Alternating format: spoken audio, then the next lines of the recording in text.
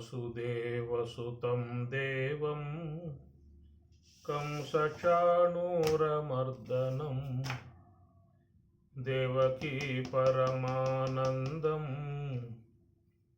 कृष्णं वन्दे जगद्गुरुं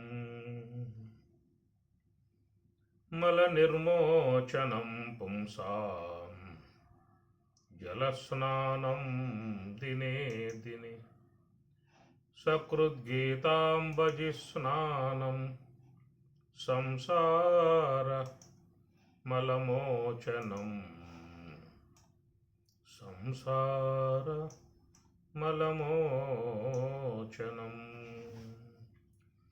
భగవద్గీత 4వ అధ్యాయము జ్ఞానయోగము. కిం కర్మ కిమకర్మేతి కవయః అపి అత్ర మోహితాః తత్తే కర్మ ప్రవక్ష్యామి యజ్ఞాత్వా మోక్షసే అశుభాత్. కర్మణో హ్యపి బోద్ధవ్యం చ వికర్మణః అకర్మణశ్చ బోద్ధవ్యం గహనా కర్మణో గతిః. కర్మణ్యకర్మయః పశ్యేత్ అకర్మణి చ కర్మయః సబుద్ధిమాన్ మనుష్యేషు సయుక్తః కృత్స్నా కర్మ కృతో.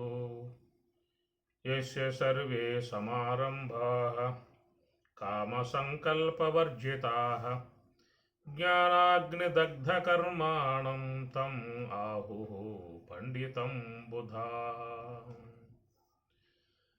కర్మణి అకర్మయః పశ్యేత్ అకర్మణి చ కర్మయః సహ బుద్ధిమాన్ మనుష్యేషు సహ యుక్తః కృత్స్న కర్మ కృతో. ఇంతవరకు స్వామివారు 3 శ్లోకాలలో కర్మ అకర్మ అనే అంశం మీద ప్రస్తావన చేసుకుంటూ వస్తూ ఉన్నారు. మధ్య శ్లోకంలో మాత్రమే వికర్మ అనేటువంటి ఒక కొత్త అంశాన్ని లేవనెత్తారు. కనుక ఉన్నటువంటివి రెండే గ్రహించుకోవాల్సిన అంశము, కర్మ అకర్మ. అకర్మ అంటే ఏ పని చేయకుండా కూర్చొని నేను ఏ యొక్క పని చేయటం లేదు, అకర్మలో ఉన్నాను అనేటువంటి అవకాశాలు ఏమి లేవు. ఏ పని చేయకుండా కూర్చోవటం అకర్మ కాదు, అది పెద్ద కర్మ. ఏమీ కూడా చేయకుండా కూర్చోగలిగితే చాలా గొప్ప విధానం. ఎవరైనా చేయగలుగుతారేమో చూడండి.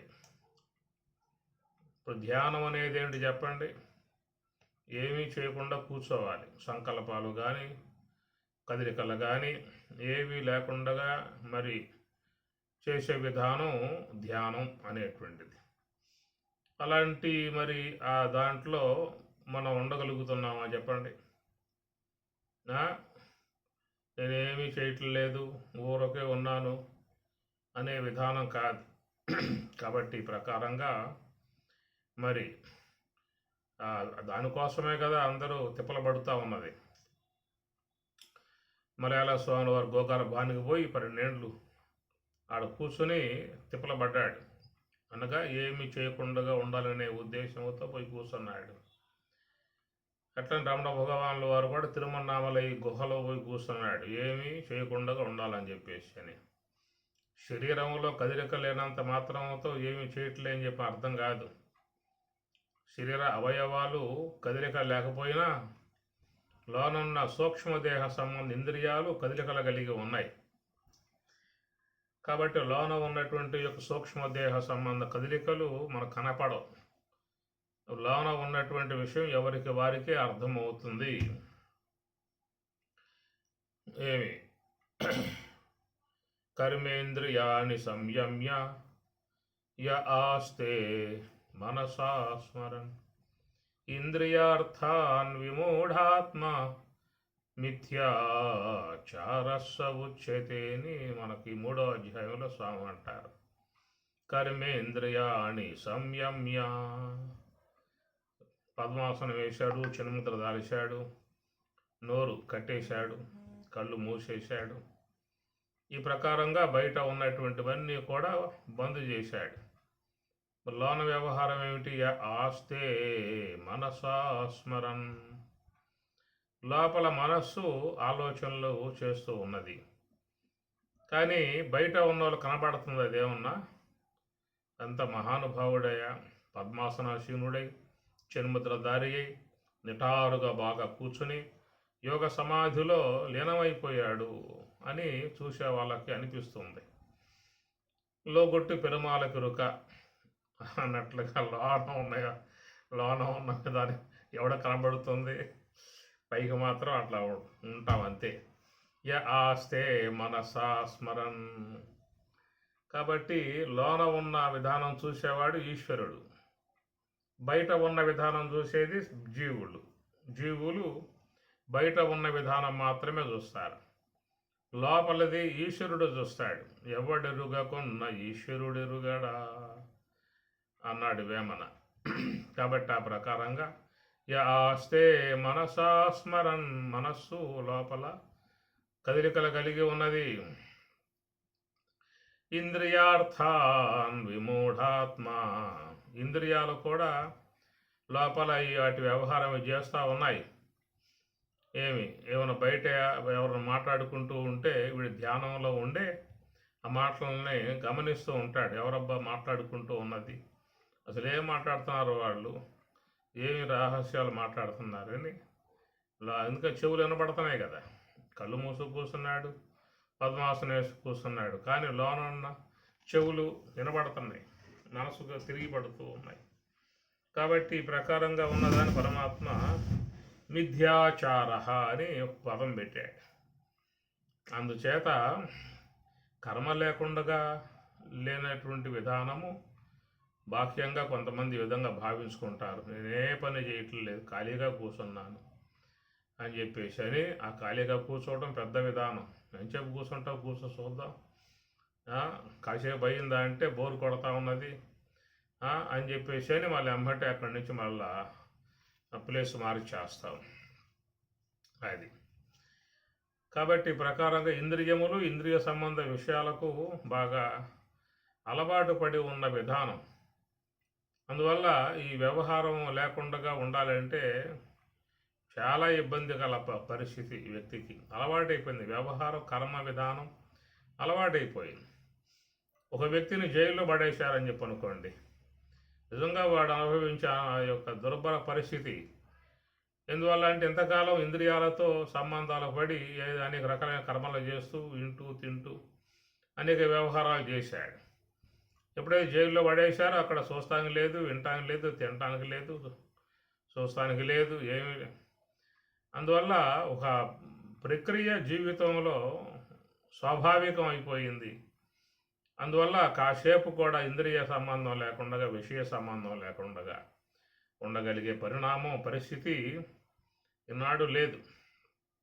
ఎట్లాంటి పరిస్థితి అని చెప్పానంటే, మానవ జీవితానికి ఈనాడు చూస్తే మరి సెల్ ఫోన్ అనేది చాలా జీవిత కాలాన్ని హరించి వేస్తూ ఉన్నది. ఒక్క క్షణకాలం కూడా గ్యాప్ లేకుండా మరి ఈనాడు అందరూ కూడా దాంట్లో మునిగిపోయారు. కొత్త విధానం. ఒక 30 ఏళ్లకు ముందుకు పోతే అప్పుడు సెల్ ఫోన్లు లేవు. ఒకవేళ ఉన్న స్మార్ట్ ఫోన్, చిన్న ఫోన్లు తప్ప పెద్దవి ఉండేవి కాదు. టచ్ ఫోన్లు లేవు. ఇప్పుడు కేవలం ఒక శబ్దం వినటము, మాట్లాడటం వరకు మాత్రమే ఉండేది. ఇప్పుడు చూస్తే మరి సెల్లులో విశ్వమంతా పెట్టి పారేశాడు. ఎవరికి ఏం కావాలంటే అవన్నీ కూడా దాంట్లో నుంచి వాడు కంటితో చూసుకోవటానికి అవకాశం ఏర్పడింది. దాంట్లో ఆర్డర్లు కూడా ఇచ్చుకోవచ్చు. అన్ని రకాలైనటువంటివన్నీ కూడా రావటంతో చాలా వరకు మానవుడు ఇక దాంతోనే జీవితం అనేది నడుచుకుపోతున్న పరిస్థితి. ఇంతకుముందు ఏదైనా ఖాళీ ఉంటే ఏదన్నా సత్సంగం పెట్టుకునేవాళ్ళు, భాగవత కాలక్షేపం పెట్టుకునేవాళ్ళు, ఇంకేదన్నా ఆధ్యాత్మిక కార్యక్రమాలు పెట్టుకోవడం, చేసుకోవడం, మహాత్ములు వస్తే వినటం, లేదా ధ్యానం చేసుకోవడం, జపం చేసుకోవటం, ఇట్లాగా కొంత సమయం నడుస్తూ ఉన్న పరిస్థితి ఆ కాలంలో. ఇప్పటి పరిస్థితి ఏమిటంటే పూర్తిగా అన్ని విధాల మనసుకు ఎలాంటి ఇష్టమై ఉంటాయో అవన్నీ కళ్ళెదుర ప్రత్యక్షమవుతున్న పరిస్థితి సెల్ ద్వారా వస్తున్న విధానం కాబట్టి ప్రతి ఒక్క వ్యక్తి సమయం అంతా కూడా చాలా వరకు దాంతోనే చేరిపోయి ఉన్నటువంటి విధానము. కాబట్టి ప్రకారంగా ఇంద్రియ వ్యాపారము అనే విషయం, కర్మ అంటే ఇంద్రియ వ్యాపారము. విశ్వమంతా కర్మరాశి అని చెప్పుకున్నాం గతంలో కూడా. అందువల్ల ఈ కర్మ అనేటువంటి యొక్క అంశం ఒకటి, అకర్మ అనేటువంటి అంశాన్ని తీసుకొచ్చినప్పుడు ఏ పని చేయట్లేదు, ఊరకే ఉన్నాము, అకర్మ అని చెప్పనే విధానంగా మాట్లాడుకుంటూ ఉంటారు. అకర్మ అనేది బ్రహ్మమునకు వర్తించిన అంశం తప్ప ఏ పని చేయకుండా కూర్చోవడం అనే దానికి అకర్మ అనేటువంటిది అక్కడ అన్వయం కాదు. అది కాబట్టి అందుచేత అకర్మ అనేటువంటిది బ్రహ్మమునకు మాత్రమే వర్తిస్తున్నటువంటి అంశం. పరమాత్మ ఇక్కడ చెప్పేటువంటిది అకర్మ అంటే బ్రాహ్మీ స్థితి, బ్రహ్మమే తానై ఉన్న స్థితి. దీనికే స్వామివారు కూడా లక్ష్మణార్యులు వివరిస్తూ మొట్టమొదటిగా నివృత్తి మార్గంగా ఎన్నుకోవాలి. ఆ నివృత్తి మార్గంలో సోహమును ఆశ్రయించాలి. ఈ సోహం అనేటువంటి దాని ద్వారా అంతర్ముఖులై ప్రయాణం చేసి రెండవ అంశముగా తత్వమసి యొక్క అనుభవాన్ని పొందాలని చెప్పేసి అని, తత్వమసి అనుభవం ద్వారా మరి ఇంకా ముందుకు పోయినట్లయితే అహం బ్రహ్మాస్మి అనేటువంటి స్థాయికి వస్తాడని చెప్పి, అటు అహం బ్రహ్మాస్మి యొక్క స్థాయిలో ఉన్నటువంటి విధానాన్ని దాన్ని అకర్మ అనేదిగా మనకి మహాత్ములు చెప్తున్నటువంటి అంశము. కాబట్టి కర్మ అకర్మల విషయం గురించి గతం నుంచి ప్రస్తావన చేసుకుంటూ మనం వస్తూ ఉన్నాము. ఇక్కడ చెప్పే అంశం ఏంటంటే కర్మని కర్మయందు అకర్మ అకర్మను యహ ఎవడు పశ్చేత్తు చూసును. అకర్మని అకర్మయందు కర్మను యహ ఎవడు పశ్చేత్ దర్శించును సహా అటివాడు బుద్ధిమాన్, వాడే బుద్ధిమంతుడు. మనుష్యేషు మానవులలో వాడే సహయుక్త యుక్తుడు. కృత్స్న కర్మ కృత్ సమస్త కర్మలు చేసిన వాడే అగుసున్నాడు. ఇక్కడ చాలా గొప్ప విశేషణాలు కూడా చెప్పు రావడం జరుగుతూ ఉన్నది.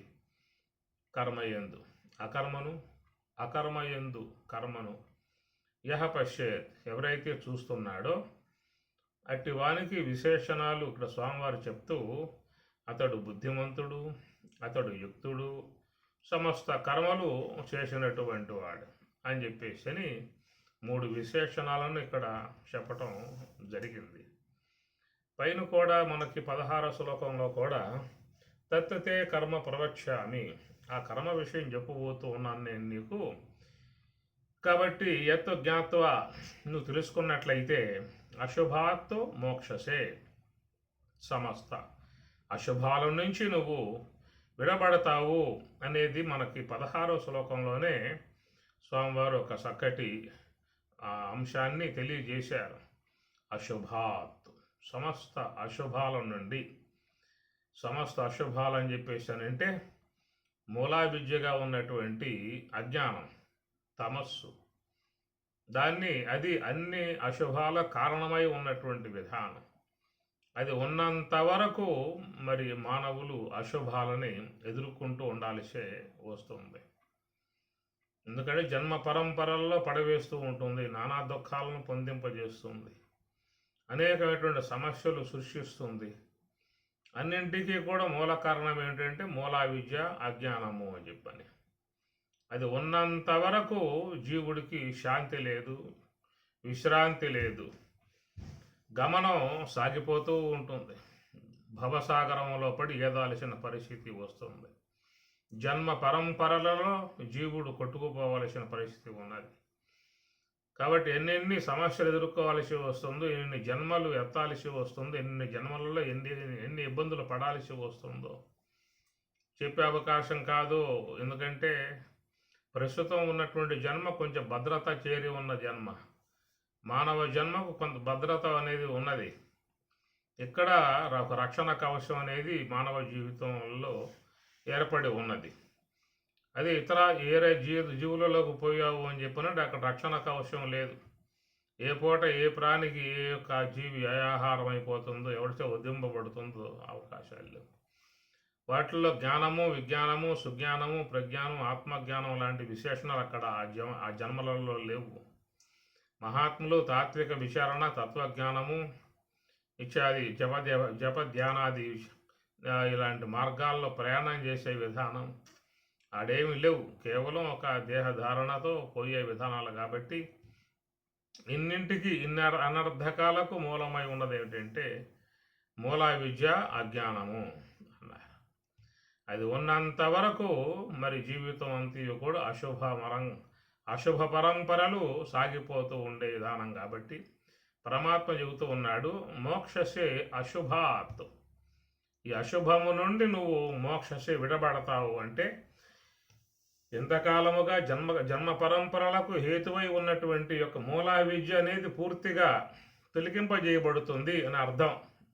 అది అశుభాత్ అంటే జన్మ పరంపరలకు హేతువై ఉన్నటువంటి యొక్క మూలా విద్యకు అజ్ఞానము సమూలముగా అంతరించిపోవటమే.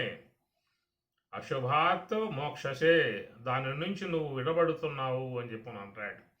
తత్తే కర్మ ప్రవక్ష్యామి, అట్టి కర్మను నీకు బోధిస్తున్నా అని చెప్పనే మాట ఏంటంటే ఇది సంపూర్ణముగా ఉన్నటువంటి యొక్క కర్మ. దీన్నే పరమాత్మ కూడా 4వ అధ్యాయంలో రాబోయే శ్లోకాలలో బ్రహ్మకర్మ అనే పేరు కూడా పెట్టబోతూ ఉన్నాడు. బ్రహ్మకర్మ సమాధిన అంటారు. మనం ఈ విషయం మీద విశ్వమంతా కర్మరాశిగా మనం చెప్పుకున్నాము. కానీ ఇక్కడ మరొక కర్మ ఏంటంటే బ్రహ్మకర్మ అనేటువంటిది ఒకటి ప్రత్యేకంగా ఉన్నటువంటి యొక్క విధానము. ఇది గురువు ద్వారానే మనకు ప్రాప్తించేటువంటిదిగా ఉన్నటువంటిది బ్రహ్మకర్మ. గుర్తుపెట్టుకోండి. మిగతావన్నీ కూడా జన్మలో అనేక రకాలైనటువంటివన్నీ కూడా వచ్చి చేరుకున్నటువంటివి. నిత్య కర్మలు, నైమిత్య కర్మలు, యజ్ఞ కర్మలు, యాగ కర్మలు, దానాది కర్మలు, ఇట్లాగా మరి చూస్తే కర్మలన్నీ కూడా జీవితంతో పాటు ఆరంభం చేయబడి అట్లాగా సాగుతూ ఉన్నాయి. కానీ ఒక్క బ్రహ్మకర్మ అనేది మాత్రమే గురుదేవుని ద్వారా మనకు ప్రసాదింపబడేదిగా ఉన్నది. ఈ గమనించాల్సిన అంశం ఇది. బ్రహ్మకర్మ అని పరమాత్మ దాని పేరు పెట్టాడు, బ్రహ్మకర్మ అనే పేరు పెట్టాడు. అట్టి ఆ కర్మ విధానాన్ని ఒక గురువు ద్వారా మాత్రం మనకి ప్రాప్తించేదిగా, దాన్నే బ్రహ్మోపదేశము అనేదిగా చెప్తూ ఉన్నారు. కాబట్టి ఆ విధమైనటువంటి కర్మ అనగా నివృత్తి మార్గంలో ప్రయాణం చేయటం కూడా కర్మయే. దాన్ని కర్మయోగం అనేటువంటిదిగా విశేషణం చేర్చి కర్మయోగం అని చెప్పని అన్నారు. కనుక ఇది అశుభాతో సమస్త అశుభాల నుంచి సంపూర్ణముగా తొలగింపజేసే విధానం ఈ కర్మకు మాత్రమే ఉన్నది. మిగతా ఏవి కూడా యజ్ఞములు, యాగములు, పూజలు, వ్రతములు, అర్చనలు, అభిషేకాలు ఎన్నో లోకంలో సత్కర్మలు ఉన్నాయి, దైవ కర్మలు ఉన్నాయి. ఇవన్నీ మూలా విద్యగా ఉన్నటువంటి దాని నుంచి బయటపడేసేటువంటివి కావు. ఎందుకంటే వాటి ద్వారా మానవునికి విశేషముగా పుణ్యం ప్రాప్తిస్తుంది. కనుక ఈ పుణ్యం అనేటువంటిది ప్రాప్తించినప్పుడు ఆ పుణ్య ఫలాన్ని అనుభవించడానికి మళ్ళీ మన జన్మ కావాలి. జన్మ కావాలంటే ఆ జన్మ ఇచ్చేది అజ్ఞానం, మూలా విద్య. అది లేకపోతే జన్మ వచ్చే అవకాశాలు లేవు. కాబట్టి వాళ్ళు చేసినటువంటి సత్కర్మలు, పుణ్య సంబంధ కార్యాలు ఏవైతే ఉన్న పుణ్యం ఉన్నదో అట్టి ఆ పుణ్య ఫలితముగా మరి వాళ్ళకి జన్మ రావాల్సి ఉంటుంది. కాబట్టి ఆ జన్మను కూడా మరి కలగజేసేది మూలా విద్య, అజ్ఞానము అన్నారు. అందువల్ల అజ్ఞానానికి ఇవన్నీ కూడా విరోధి కావు. అది అందువల్ల ఉపనిషత్తులు బోధిస్తూ ఉన్నాయి. నకర్మణ న ప్రజయ న ధనేన త్యాగేన ఏకే అమృతత్వ మానసు అని మనకి ఉపనిషత్తులు చెప్పేటువంటి మాట నా కర్మణ అన్నారు.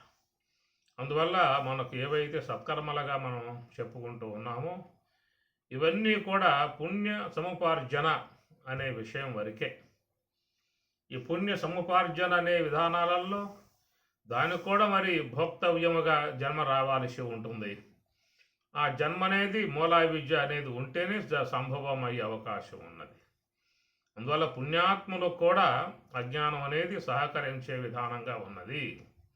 ఎట్లాగూ అంటే వారు చేసుకున్నటువంటి ఆ పుణ్యముల యొక్క సంబంధమై ఉన్నటువంటి ఏ యొక్క సుఖభోగాలు ఉన్నాయో అవన్నీ కూడా పొందాలని చెప్పి అన్నట్లయితే వానికి మంచి జన్మ రావాల్సి ఉంటుంది. ఆ జన్మను ప్రసాదింపగలిగే విధానం మూలా విద్యకు మాత్రమే ఉన్నది. అది మూలా విద్య ఉన్నప్పుడే జన్మ ప్రాప్తిస్తుంది. తాను సంపాదించుకున్నటువంటి యొక్క సత్కర్మల యొక్క సంబంధ సుఖభోగాలని అనుభవించే అవకాశం ఏర్పడుతుంది. కాబట్టే ఇవన్నీ కూడా ఒక ఎత్తు అయితే స్వామి చెప్పినట్లుగా మరి బ్రహ్మ కర్మ సమాధి అన్నారు. చాలా చక్కటి సందేశం స్వామివారి. రాబోయే శ్లోకాల్లో మీకు ఈ విషయం వస్తుంది. కనుక మరి బ్రహ్మ కర్మ సమాధిన యోగ సమాధి అనబడేటువంటి దాన్ని ఉత్పన్నం చేసేటువంటి కర్మ, దానికి బ్రహ్మ కర్మ అని అందముగా స్వామివారి పేరు పెట్టారు. అది ఎవరు ఇస్తారా అంటే జగద్గురువులు మాత్రమే, సద్గురువులు మాత్రమే అట్టి మార్గాన్ని మనకి చెప్పే అవకాశం ఉన్నది. లోకంలో గురువులు చాలామంది ఉన్నారు. ఈ గురువులంతా కూడా ఏంటంటే సాధారణంగా ఒక మంత్రాన్ని ఉపదేశించి ఆ మంత్రాన్ని జపించుకో అని చెప్పనే మాట వరకే ఉంటారు. సాధారణంగా చాలామంది మీరు గమనించండి, మరి ఆ మంత్ర అనేటువంటి యొక్క అంశం వరకు మాత్రమే వాళ్ళు ఉంటారు. వేమన కూడా ఈ విషయం మీద కొంత ఆయన గారు మాట్లాడతాడు.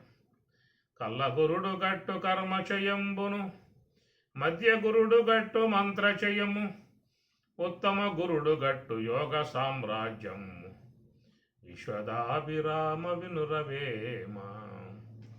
కళ్ళ గురుడు గట్టు కర్మ చేయంబును. ఈ నానా రకాలై ఉన్న కర్మలు ఏవైతే ఉన్నాయో ఈ కర్మ విధానం అంతయో కూడా కళ్ళ గురుడు గట్టు అని చెప్పన్నారు. మధ్య గురుడు గట్టు మంత్ర చేయము. ఈ మధ్య విధానంగా ఉన్నటువంటి వారు మంత్ర చేయం అనగా మంత్రోపదేశం వరకు మాత్రమే వాళ్ళు చేస్తారని చెప్పని అన్నారు. ఉత్తమ గురుడు గట్టు యోగ సామ్రాజ్యంబు, ఉత్తమ గురుడు గట్టు యోగ సామ్రాజ్యము. ఆ యోగ తత్వం యొక్క సంబంధమై ఉన్న అట్టి ఆ యొక్క సామ్రాజ్యంలోకి గురువు మాత్రమే, ఉత్తమ గురువు మాత్రమే తీసుకుపోయేటువంటి విధానము. కాబట్టి ఈ విధానములో శ్రీ స్వరాజ్య సంఘం, శ్రీ జగద్గురు వేదాంతం లక్ష్మణార్యులు అందరికీ కూడా ఒక చక్కటి మార్గం ఉపదేశించారు. సోహం భావేన పూజయేత్ అని చెప్పినట్లుగా మనస్సుని శ్వాస మీద పెట్టి నిశ్చలముగా దాన్నే గమనిస్తూ అంతర్ముఖులై ప్రయాణించి లోన ఉన్నటువంటి ఆత్మ యొక్క అనుభవాన్ని పొందే విధానముగా, మరి అనాయాసముగా చేసుకునే విధానం.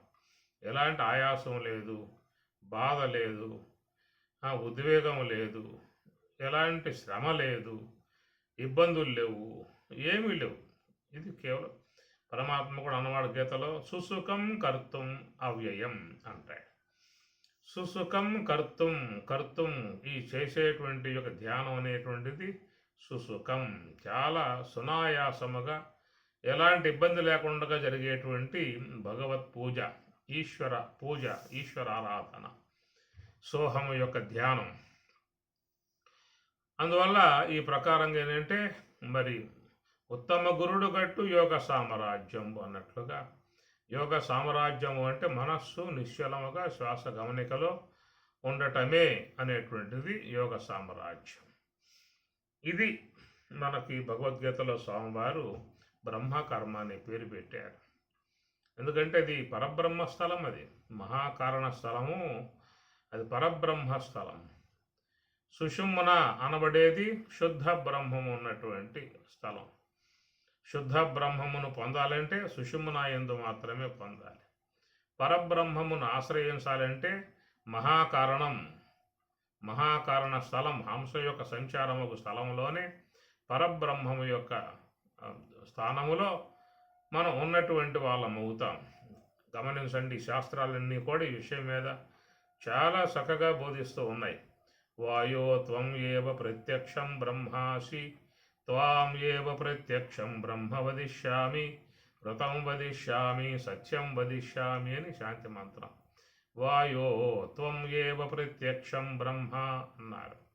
ఓ వాయువా, నువ్వు మాకు సాక్షాత్కరించినటువంటి బ్రహ్మము అన్నారు. కాబట్టి ప్రకారముగా మనస్సు శ్వాసతో చేర్చటం, చేర్చి ఆ ధ్యానము అనేటువంటిది కొనసాగించటాన్ని దాన్ని బ్రహ్మకర్మ అన్నారు. దాని ద్వారా కలిగేది బ్రహ్మకర్మ సమాధి. అది యోగ సమాధికి చక్కటి మార్గం ఇచ్చేటువంటి విధానం. కాబట్టి అది మొట్టమొదటిగా ఎవరైనా కానీ ఈ సోహం అనేటువంటి యొక్క అంశ యొక్క ఆశ్రయాన్ని పొంది ఉండాలి. ఇది కర్మయోగంలో మొదటి మెట్టు, మొదటి భాగం, మొదటి అంకం, మొదటి మెట్టు. దీన్ని ముఖ్యంగా వ్యక్తి సాధించాల్సి ఉంటుంది. దీని విషయం కాడే ఇబ్బంది పడుతున్న పరిస్థితి, చాలామంది ఇక్కడే ఇబ్బంది పడుతున్న పరిస్థితి. రెండవ సోపానంలో కనుక అడుగు పెట్టావు అంటే ఇక వాళ్ళకి ఇలాంటి దీనివల్ల ఇబ్బంది అనేటువంటిది ఏది ఉండదు. ఇక రెండవ సోపానం అంటే తత్వమసి అనేటువంటిది రెండవ సోపానం అవుతుంది. దాంట్లోకి ఎవరైతే అడుగు పెడతారో ఇక వాళ్ళకి ఈ యొక్క సాధన విషయంలో ఎలాంటి యొక్క ఇబ్బంది వాళ్ళకి ఉండదు. అది ఈశ్వర స్థానము, తత్వమసి రెండవ సోపానం అన్నారు. ఈ మొదటి సోపానము కాడే చాలా ఇబ్బంది పడుతున్న పరిస్థితి. ఎందుకంటే మరి నానా కర్మలన్నీ సూక్ష్మదేహంలో పడి ఉన్నాయి. అవన్నీ కూడా ఆలోచనల రూపంగా ఇబ్బంది పెడుతున్న పరిస్థితి. దీన్నే మహాత్ములు మల విక్షేప ఆవరణం అనేటువంటిది మూడుగా చెప్పుకొచ్చారు. మలదోషం, విక్షేప దోషం, ఆవరణ దోషం అన్నారు. మలదోషం అంటే లోన సూక్ష్మదేహంలో పడ్డటువంటి అనాత్మ సంబంధం, అజ్ఞాన సంబంధం అయి ఉన్నటువంటి దోషాలు మన సూక్ష్మదేహంలో పడి ఉన్నాయి. కాబట్టి ఆ సూక్ష్మదేహంలో ఉన్నటువంటి ఆ మాలిన్యాలే మరి ముఖ్యంగా ధ్యానములో అడ్డుపడే పరిస్థితి. నేను ధ్యానం చేస్తూ ఉన్నాను అనేటువంటి ప్రతి ఒక్కరికి కూడా ఇబ్బందులు ఉన్నాయి. వాళ్ళు అడిగితే చెబుతారు ఏంటంటే ఇబ్బందులు మీకు ఉన్నాయి అని చెప్పండి, అది చెప్పుకొస్తారు. కొంతమంది ఇబ్బందులు పడి చివరికి పడలేక అక్కడి నుంచి వైదొలిగి మాకు ఇది సాధ్యం కాదులే అని చెప్పేసి అని దూరంగా చాలామంది వెళ్ళిపోతున్న పరిస్థితి కూడా ఉన్నది. కాబట్టి ప్రకారంగా మరి అజ్ఞాన సంబంధమై ఉన్నటువంటి ప్రభావము సాధకులలో మొట్టమొదటిగా ప్రవేశించినటువంటి వాళ్ళ విషయంలోనే ఇబ్బందికర పరిస్థితి ఉన్నాయి. ఇటు మలదోషము, విక్షేప దోషం, ఆవరణ దోషం. విక్షేప దోషం అంటే మనస్సులో కలిగేటువంటి పరంపర ఆలోచన సంబంధమై ఉన్నటువంటి సంకల్పాలు పరంపరగా శరవేగంగా నడుస్తూ ఉంటాయి. ఇంకా ఒకవేళ అది కనుక కాకపోతే ఆవరణ దోషం. ఆవరణం అంటే నిద్ర అనేటువంటిది ఒకటి ఏర్పడుతుంది సాధారణంగా. ఈ రెండింటితో ప్రతి సాధకుడు దాదాపుగా యుద్ధం చేస్తున్న పరిస్థితి. ఆ రెండింటితోనే పోరాటం చేస్తున్న పరిస్థితి. తాను మనస్సుని శ్వాస మీద పెట్టి ఉండాలనేటువంటిది ఉద్దేశం ఉంటుంది. కానీ ఈ మలదోషం యొక్క ప్రభావంతో అటు విక్షేపం కావచ్చు, ఆవరణం కావచ్చు. విక్షేపం అంటే ఆలోచన పరంగా వచ్చేటువంటి విక్షేపములు, అది విక్షేపం. ఆవరణం అని చెప్పానంటే నిద్ర సంబంధమైనటువంటి అజ్ఞాన దోషం రావటమే అది నిద్రా దోషం, దాన్ని ఆవరణం అన్నారు. ఈ రెండింటి విధానాలను సాధకులు మొట్టమొదట్లో ఎదుర్కొనవలసి ఉంటుంది. అసంశయం మహాబాహో మనోదుర్నిగ్రహం చలం. అసంశయం, సంశయం లేదు. మనస్సును నిగ్రహించటంలో కొంచెం చాలా ఇబ్బందికర పరిస్థితే ఉన్నది అని స్వామివారు కూడా దానికి విషయ ప్రతిపాదన చెప్పుకొచ్చారు. కాబట్టి ప్రకారముగా మరి అశుభాత్తు మోక్షసే, అశుభము నుండి ముందు మోక్షసే విడబడాలిగా. మరి కర్మయోగం వదలకూడదు, అనుష్ఠించాలి. శనై ఉపరమేత్తు ధృతి గృహీతయా. స్వామి గారు చెబుతున్నమాట. శనై ఒక్కసారిగా చేయలేని పరిస్థితి ఉండవచ్చు. అందువల్ల మీరు కొంచెం కొంచెంగా చేయండి అని చెప్పిన స్వామి చెబుతూ ఉన్నారు. శనైని మెల్లమెల్లగా కొంచెం కొంచెంగా చేయమనేటువంటి యొక్క మాట. కారణం ఏంటంటే మరి లోనున్న అవిద్యా ప్రభావం మన మీద చాలా ప్రకోపించి ఉన్న విధానం కాబట్టి మరి ఈ విషయాన్ని సాధకులందరూ కూడా గమనించుకోవాల్సిన అంశము. దానికే పరమాత్మ కూడా 6వ అధ్యాయంలో ఉపాయత అని చెప్పని అంటారు. గమనించండి. అసంయతాత్మనా యోగ దుష్ప్రాపైతి మే మతి వశ్య ఆత్మ యతత శక్య ఆప్తుం ఉపాయత. ఉపాయం ఉండాలి. ఉపాయం ద్వారా అపాయం నుండి బయటపడాలి. ఉపాయత అంటే ఎట్లాగా చేసినట్లయితే మనం దాంట్లో ముందుకు పోయే పరిస్థితి ఉంటుందో దాన్ని గమనించుకొని గురువు ద్వారా తెలుసుకుని ప్రత్యామ్నాయ మార్గాలను ఎన్నిక చేసుకుని తన సాధనలో ముందుకు పోవలసి ఉన్న పరిస్థితి ఉంటుంది. కాబట్టి ఈ ఇబ్బందులన్నీ ఎక్కడ ఉంటాయి అంటే నీకు శ్వాస యొక్క ఆశ్రయంలో ఉండి ధ్యానం కొనసాగించేటువంటి వారికి మాత్రమే ఇబ్బందులన్నీ కూడా ఉంటాయి. ఎందుకంటే లోనున్న సూక్ష్మదేహంలో పడి ఉన్న సంస్కారాలు కానీ అజ్ఞాన సంబంధ ప్రభావం కానీ ఇట్లా నానా రకాలై ఉన్నటువంటివన్నీ కూడా ఇంతకాలం పాటు జీవుడితో సంబంధం పడి వ్యవహారంలో మరి నడుస్తున్న పరిస్థితి. కాబట్టి వాటి నుంచి మనస్సును పూర్తిగా మరి వేరు చేసి లోనున్నటువంటి యొక్క ఈశ్వరునితో అనుసంధానం చేయటం అని చెప్పానంటే కొంచెం అది శ్రమతో కూడినటువంటి యొక్క అంశముగానే చెప్తూ ఉన్నారు మహాత్ములందరూ కూడా. పట్టు పట్టరాదు పట్టి ఇడువరాదు పట్టినేని బిగియ పట్టవలెను పట్టు విడుట కన్న పరగ చొచ్చుట మేలని వేమన గారు ఆయన కోణంలో ఆయన చెప్పుకొచ్చాడు. పరగ చొచ్చుట మేలు, అంత లెక్కపోవాల్సిన అవసరం లేదు, గట్టిగా పట్టుకోవాలి అన్నదే మా సారాంశముగా తీసుకోవాల్సి ఉంటుంది. అందువల్ల ఇక్కడ సాధకులు ఎదుర్కొంటున్నటువంటి పరిస్థితి. దీని విషయంలో చాలామంది ఇసుగు చెంది ఇది మాకు సాధ్యమయ్యేది కాదులే, మేము చేయగలిగినటువంటి పరిస్థితి మాకు లేదని చెప్పి దూరంగా వెళ్ళిపోయే వాళ్ళు చాలామంది దీంట్లో ఉన్నారు. మనుష్యానాం సహస్రేషు కశ్చిత్ యతతి సిద్ధయే స్వామి చెప్పిన మాట. యోగ సాధన చేసేటువంటి వాళ్ళు మనుష్యానాం సహస్రేషు అనేక వేల మందిలో కశ్చిత్తు ఒకానొకడో మాత్రమే నిలబడగలుగుతున్నాడని చెప్పని మాట చెప్పడం కారణం ఏంటంటే మరి మనలో లోపల సూక్ష్మదేహంలో నానా రకాలై ఉన్న కర్మలన్నీ కూడా అనేక జన్మలుగా చేరి ఉన్నాయి. మరి అవన్నీ కూడా ప్రక్షాళన అనేది ఒక పూటతో అయ్యే పరిస్థితి కాదు. ఇవన్నీ గమనించుకోవాలి విషయాలు. అందుచేత పరమాత్మ చెబుతున్నమాట శనై ఓ పరమేతి, మెల్లమెల్లగా కొంచెం కొంచెం చేయవయ్యా అని చెప్పనేటువంటి మాట. అందువల్ల వదిలిపెట్టావనుకో మళ్ళా పతనం, మళ్ళా మొదటికి వచ్చేస్తావు. కాబట్టి ఆ ప్రకారంగా దాన్ని గమనించుకొని మొట్టమొదటి సోపానం కాడ మాత్రం ప్రతి ఒక్కరూ కూడా జాగ్రత్తగా తన ప్రయాణాన్ని కొనసాగించుకోవాల్సి ఉంటుంది. ఎక్కువ సమయాన్ని కూడా పెంచుకోమని చెప్పని కూడా చెబుతూ ఉన్నారు మహాత్ములు ఈ విషయంలో. ఏదో ఉదయం పూట స్నానం చేసిన తర్వాత దర్భాసనం వేసి జంకశర్మం వేసి పద్మాసనాశీనుడై 10 నిమిషాల పాటు కూర్చోవటం, ఇక సాయంత్రం అయితే దీపం ముట్టించిన తర్వాత దండం పెట్టి దేవుడికి దర్భాసనం వేసి 10 నిమిషాల పాటు అట్లాగా కూర్చోవటం లేకపోవటం ఒక లాంఛనప్రాయంగా సాధారణంగా చాలామందిలో జరిగిపోతూ ఉంటుంది. ఇప్పుడు ధ్యానం చేశావా అంటే చేశాను, ఉదయం చేశా, సాయంత్రం చేశాను. అది ఒక లాంఛనప్రాయంగా పోయే విధానం.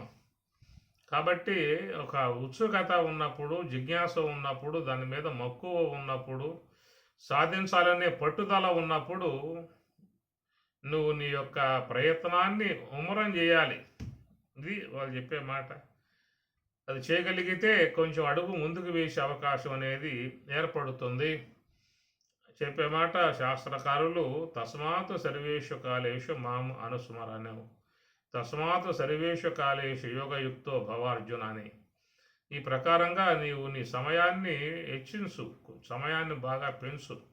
ఆసీనో వా శయానో వా గచ్చన్ తిష్టన్ సదా అశుచి సర్వకాల ప్రయత్నేన యోగయుక్తో భవార్జున.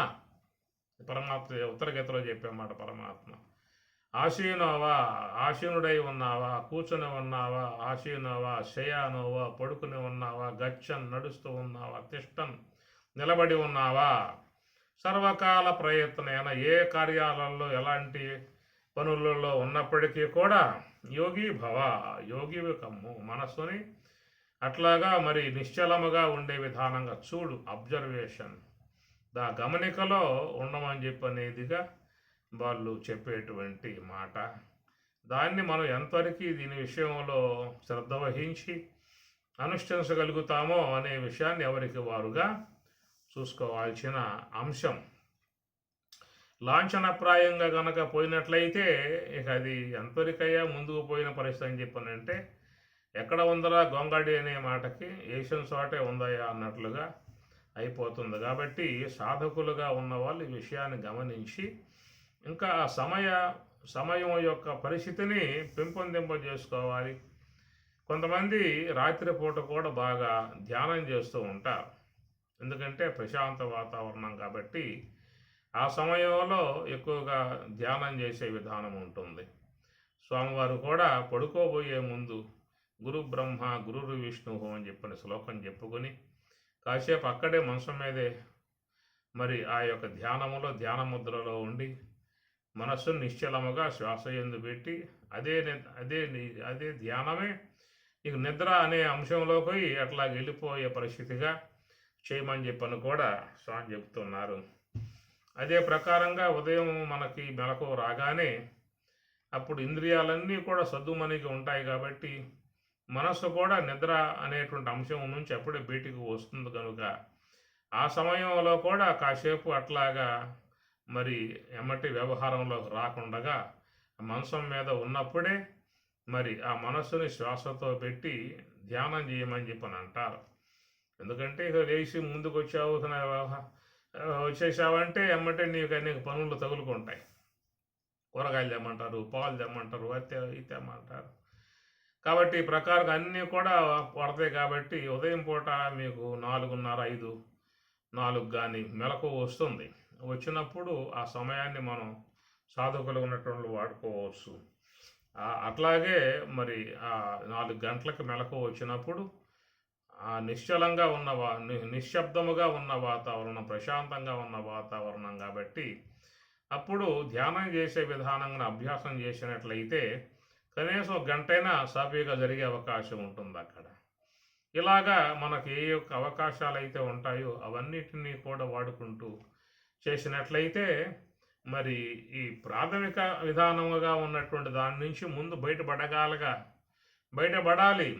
ఎందుకంటే సముద్రం తీరంలోనే అలజడి, అల్లకల్లోలం, అలలు గెలలు మొత్తం భయానక వాతావరణం అంతా ఉంటుంది. సముద్రం లోపలికి పోతే ఇదంతా అక్కడ ఉండదు. అదే ప్రకారంగా ఈ సాధకులుగా ఉన్నటువంటి వారు ఈ సోహం అనేటువంటి అంశ యొక్క ఆశ్రయంలో ఉన్నటువంటి వారు సముద్రం యొక్క తీరములో ఉన్న పరిస్థితి ఇది. అదే మీరు తత్వమసి ఆ స్థాయికి పోయారనుకోండి, అహం బ్రహ్మాస్మి, అదంతా కూడా సముద్ర గర్భం లోపలికి వెళ్ళిపోయిన విధానం. అక్కడ నిశ్చలంగా, నిర్మలంగా, ప్రశాంతంగా, హాయిగా, ఆనందంగా ఉండే పరిస్థితి సముద్రం మధ్యలోకి పోతే. కానీ ఒడ్డున ఉన్నంత వరకు దాని ప్రభావాలు ఉంటాయి. అలలు కానీ, అలజడి కానీ అన్నీ కూడా, ఉద్వేగాలన్నీ కూడా మీకు సముద్ర తీరంలో ఉన్నట్లుగా మరి మనలో ఈ యొక్క సోహం హంస ఈ సాధనా సంబంధమై ఉన్న పరిస్థితులలో ఉన్నటువంటి వాళ్ళు ఇవన్నీ కూడా ఎదుర్కోవాల్సిన పరిస్థితి మాత్రం ఉన్నది. దాని ప్రత్యామ్నాయ విధాయకాలకు ఏదైనా అవలంబించి ధ్యానాన్ని కొనసాగించుకునే విధానంగా రావాల్సి ఉంటుంది. స్వామి మాకు ఈ విధంగా ఆలోచనలు అనేటువంటి పుంఖాలుగా వస్తూ ఉంటాయి. ఒకవేళ ఆలోచనలు కనుక రాకపోతే నిద్ర అన్నా వచ్చి కూర్చుంటుంది. ఈ సమయంలో మేము ఏం చేయాలి? శ్వాస గమనిక చేద్దామా అంటే కాసేపు ఉంటుందేమో, ఎమ్మటే మళ్ళీ ఆలోచన వ్యవహారంలో మునిగిపోతాం, లేదా నిద్ర అనే దాంట్లో వెళ్ళిపోతూ ఉంటాం. దీనికి ఎట్లా మాకు మరి దాని నుంచి బయటపడే అవకాశం అని చెప్పి అడుగుతూ ఉంటారు. అలాంటి వాళ్ళకి ప్రత్యామ్నాయంగా కొన్ని కొన్ని విషయాలు చెప్పడం జరుగుతూ ఉంటుంది. దీనికి మన లక్షణాలు కూడా 8వ అధ్యాయంలో ఒక అంశం చెప్పుకొచ్చారు. శ్వాస బయటకు వచ్చింది, లోనకు పోయింది, 1 లెక్క పెట్టమన్నాడు. అట్లా శ్వాస బయటకు వచ్చి లోనకు పోయింది, 2 అదే ప్రకారంగా మళ్ళా బయటకు వచ్చి లోనకు పోయింది, 3 ఎందుకంటే బయటికి రావటం లోనకు పోవటం అది మన యొక్క సంబంధ వ్యవహారం కాదు, అది మనమేం చేయట్లా. అది అట్లా అనిశ్చితముగా ప్రకృతి పరంగా మనలో ఉన్నటువంటి యొక్క అంశం. అది శ్వాస లోనకు పోతుంది, బయటికి వస్తుంది. బయటకు వచ్చిన శ్వాస లోనకు పోతుంది, లోనికి పోయిన శ్వాస బయటకు వస్తుంది. ఇది మనకి దానికి సంబంధం మనకేమి లేదు. ఆ గమనికలో ఉంటూ ఏం చేయమన్నారంటే స్వామివారు శ్వాస బయటకు వచ్చి లోనికి వచ్చిందిగా 1 లెక్క పెట్టమన్నాడు. మళ్ళీ బయటకు వచ్చి లోనకు పోయిందిగా 2 అని లెక్క పెట్టమన్నాడు. మళ్ళీ బయటకు వచ్చి లోనకు పోతుందిగా 3 నువ్వు ఆ పని చేయమని చెప్పి అన్నాడు. ఎందుకంటే నువ్వు అక్కడ ఆ శ్వాసతోనే ఉండాల్సిన పరిస్థితి ఏర్పడుతుంది. ఊరకే కూర్చున్నావు అనుకో, ఏదో ఒక ఆలోచన వస్తుంది, లక్కుపోయి ఒక ఆలోచన ప్రపంచంలో సముద్రంలో పడవేస్తుందా. ఒక్క ఆలోచన చాలు. ఒక ఆలోచన వచ్చిందంటే ఇక పరంపరగా మొత్తం ఉప్పెనలాగా వచ్చి తీసుకుపోయి దాంట్లో ముంచేస్తూ ఉంటాయి. ఇది పరిస్థితి అన్నమాట. ఎప్పుడైతే నువ్వు ఒక హార్డ్ వర్క్ పెట్టుకున్నావు ఇక్కడ, ఏంటంటే కేవలం శ్వాసను మాత్రమే గమనిస్తూ ఉండే విధానం, అది ఎప్పటికైనా ఈ మిగతా అనాత్మ వర్గం నిన్ను జయించడానికి అవకాశాలు ఉన్నాయి. ఎప్పుడైతే కొంచెం ఈ యొక్క వర్క్ పెట్టుకున్నావో, ఏమిటా వర్క్ అని చెప్పానంటే స్వామి చెప్పిన మాట, శ్వాస బయటకు వచ్చింది, లోనకు పోయింది, లెక్క పెట్టండి. 1 ఎన్ని లెక్కించాలండి అనేది కూడా వస్తుంది. మళ్ళా లెక్కబెట్టు, 50 లెక్కబెట్టి పూట కొంప మునిగింది ఏముంది, 50 లెక్కబెట్టేదాకా ఉండలేవా? 50 అయినాయి అనుకో, ఇక అప్పుడు ఆపేసేయి, ఇక చాలు. అది ఎందుకంటే అక్కడ నువ్వు పర్ఫెక్ట్గా ఉండే విధానం ఉంటుందన్నమాట. లోనకు వచ్చింది 1, మళ్ళీ బయటికి పోయి లోనకు వచ్చింది 2, మళ్ళీ బయటికి పోతుందిగా పోనీ, మళ్ళీ లోపలికి వస్తుందిగా లెక్క పెట్టి అక్కడ ఉండు. నువ్వు అక్కడ ఉండాలి, లెక్క పెట్టాలి, నువ్వు అక్కడ ఉండాలి, తప్పనిసరిగా ఉండాలి. అక్కడ పని పెట్టుకున్నావు కదా, పని పెట్టుకున్నావు కాబట్టి అక్కడ ఉండాల్సిన పరిస్థితి ఉంటుందన్నమాట. ఏ పని లేకపోయిందనుకో, ఓరక శ్వాసను గమనిస్తూ ఉండని చెప్పి అనగానే ఏమవుతుంది, ఏదో ఒక ఆలోచన వచ్చి పలకరించి అబ్బాయిని తెలుసు నీకు ఈ విషయం అని చెప్పని ఇక అక్కడి నుంచి ఆ ఆలోచన పరంపరల్లో లాక్కుపోయి పడేస్తుంది ఆ పని. కాబట్టి అందుచేత అది ఒక గొప్ప విధానమే. అనగా ఏ ఆలోచన లేకుండా నిశ్చలముగా ఉండే విధానం అని చెప్పినట్టు ఇది కూడా అభ్యాస బలం. అభ్యాస బలం భక్తియా యుక్తో యోగ బలేన స్వామి చెప్పినట్లుగా, భక్తియా యుక్తో యోగ బలేన కొంతమందిలో ఆ యోగ బలం ఉంటుంది, వాళ్ళకి సాధనా బలం ఉంటుంది వాళ్ళకి. కాబట్టి వాళ్ళు చేయగా చివరికి దానిని తన వశంకి చేసుకున్నారు. కాబట్టి ఇక వాళ్ళకి దాని విషయంలో ఎలాంటి ఇబ్బందులు అనేటువంటి ఉండవు. అదొక సాధన పరిపక్వ స్థితి అన్నమాట. కానీ ప్రాథమిక స్థాయిలో ఉన్నటువంటి వాళ్ళ పరిస్థితి ఏమిటంటే, మరి దాన్ని అట్లా నిలపాలని చెప్పానంటే ఏదో రకంగా ఇబ్బందులు పడి మళ్ళా అక్కడి నుంచి మనస్సు అనేక రకాలుగా పోయే విధానం ఉంటుంది. కాబట్టి కొంచెం హార్డ్ వర్క్ పెట్టుకోమని చెప్పే మాట. దానికోసంగా ఏర్పడ్డటువంటి యొక్క అంశాలు ఇవన్నీ కూడా కొంతమంది భృగుటి మధ్యంలో పెట్టమని చెప్పి, కొంతమంది నాసికాగ్రం మీద పెట్టమని చెప్పని, కొంతమంది గోడ మీద గీత గీసి దాన్ని చూస్తూ ఉండమని చెప్పేసి అని, ఇట్లాగా మనం చూస్తే అనేక రకాలైనటువంటి మార్గాలు లోకంలో తెలియబడుతూ ఉన్నాయి. కొంతమంది ఓంకార నాదాన్ని బాగా దీర్ఘంగా ఉచ్చారణ చేస్తారు, ఓం అని. అట్లా చేసిన తర్వాత నిశ్శబ్ద వాతావరణం దాన్ని గమనిస్తూ ఉంటారు. ఇదొక ప్రక్రియ విధానంగా వాళ్ళు చేస్తారు. కొంతమంది అయితే ఏదైనా సంగీతం పెట్టుకుంటారు, పక్కన ఏదన్నా సంగీతం మంచి కీర్తన లేదా సంగీతం శ్రావ్యంగా పెట్టుకొని అది వింటూ అట్లాగే నిశ్చలంగా ఉండే విధానంగా వాళ్ళు చేస్తూ ఉంటారు.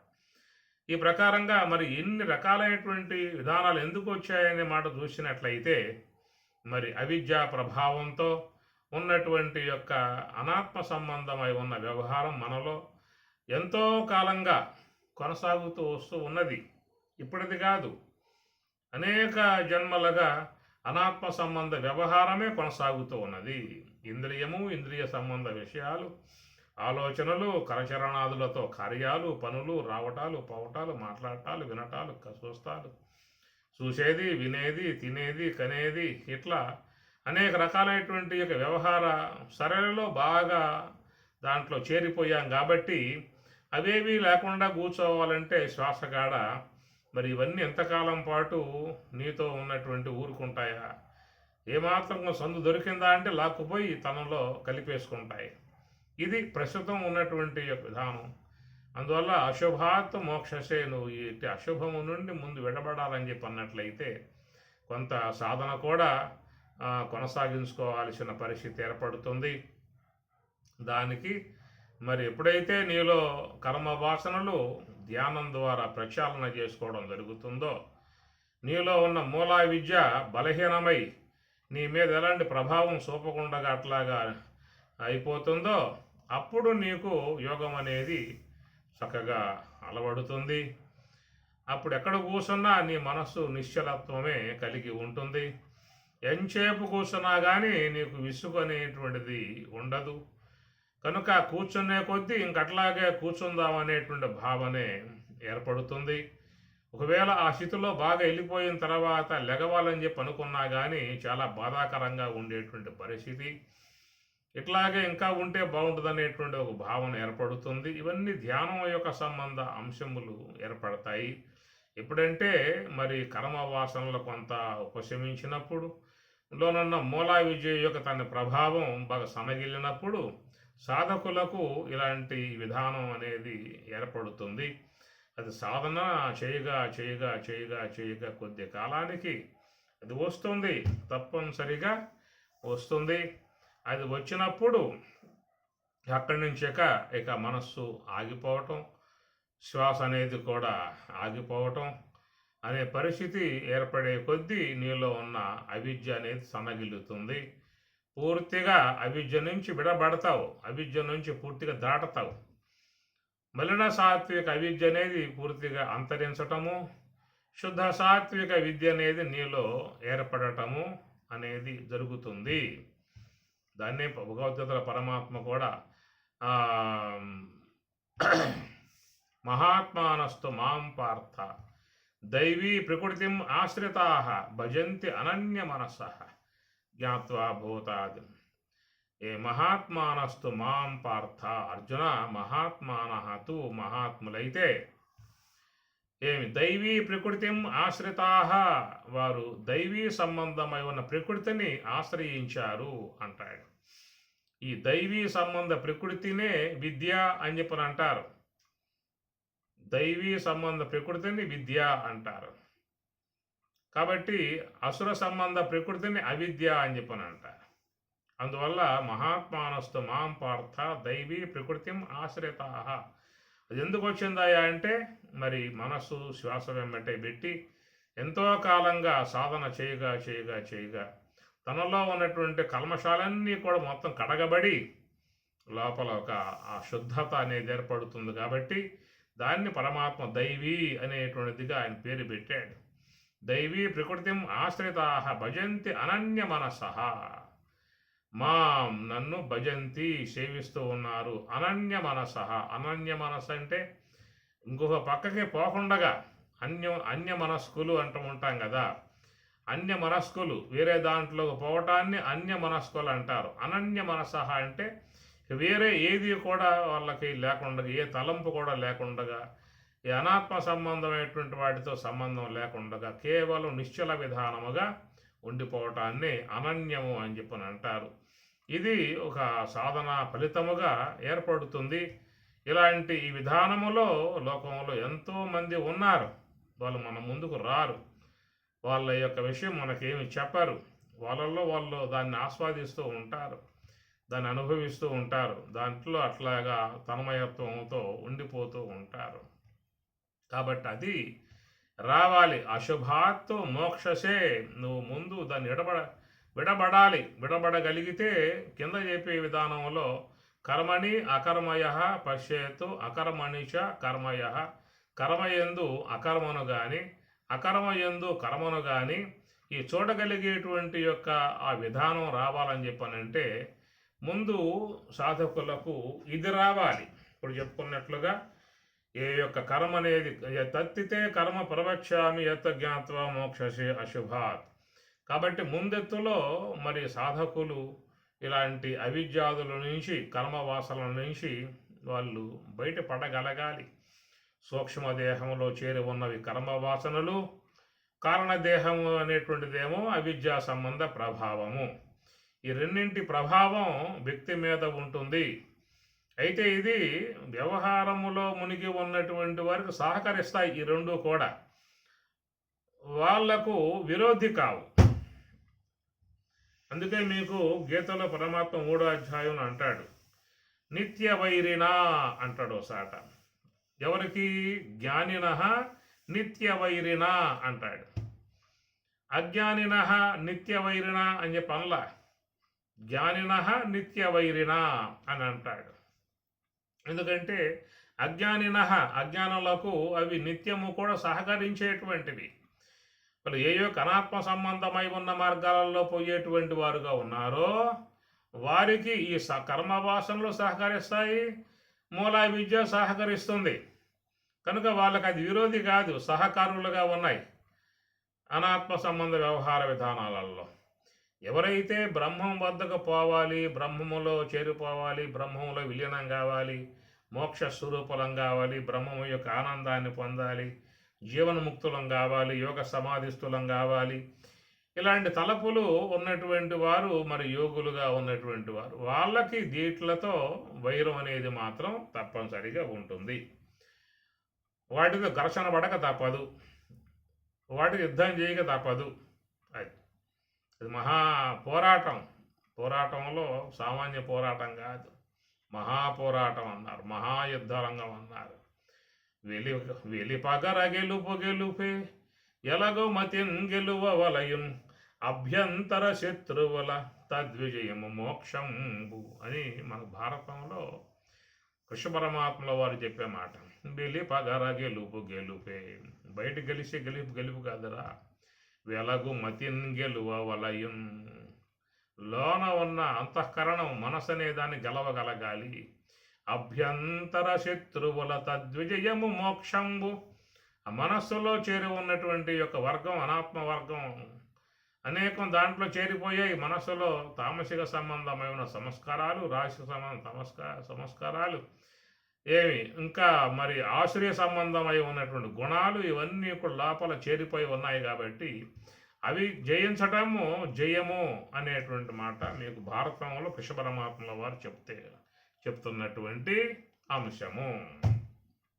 లోకములన్నయున్ గడియలోన జయించిన వాడవు, ఇంద్రియానీకము చిత్తమున్ గెలువనేరవు, నిన్ను నిబద్ధు చేయుని భీకర శత్రువులు ఆరూరు, ప్రభిన్నుల చేసిన ప్రాణికోటిలో విరోధి లేడొకడు నేర్పున జూడుము దానవేశ్వర అని చెప్పిన మాట ప్రహ్లాదుడు.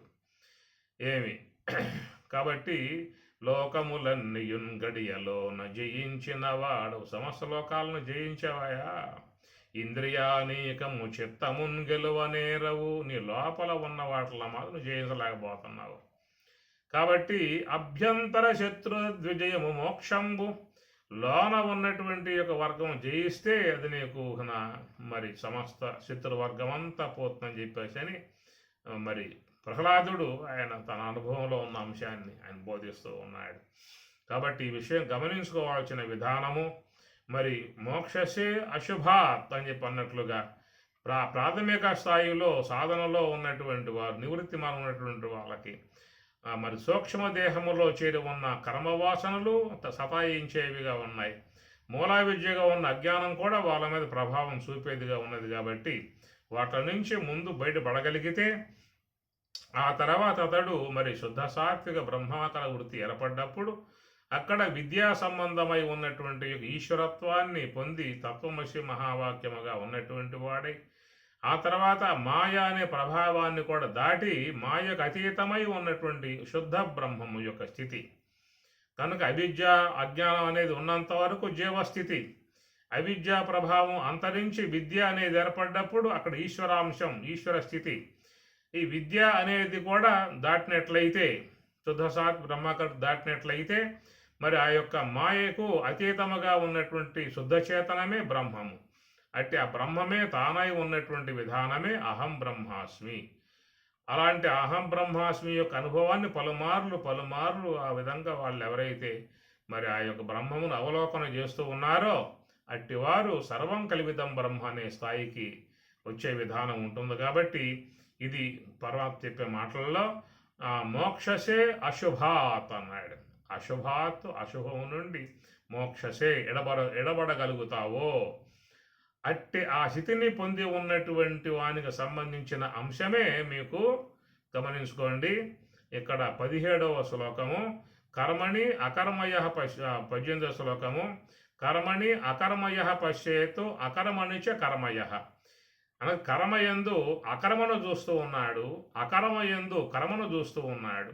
ఇలాగా చూడగలిగేటువంటి యొక్క స్థితి ఎవరికైతే ఉంటుందో సహా బుద్ధిమాన్, అతడే బుద్ధిమంతుడు. సహ యుక్త, వాడే యుక్తుడు. సహ కృత్సన కర్మ కృత్సన సమస్తమగు కర్మను కృత్తు చేసిన వాడే, సమస్త కార్యములు చేసిన వాడే.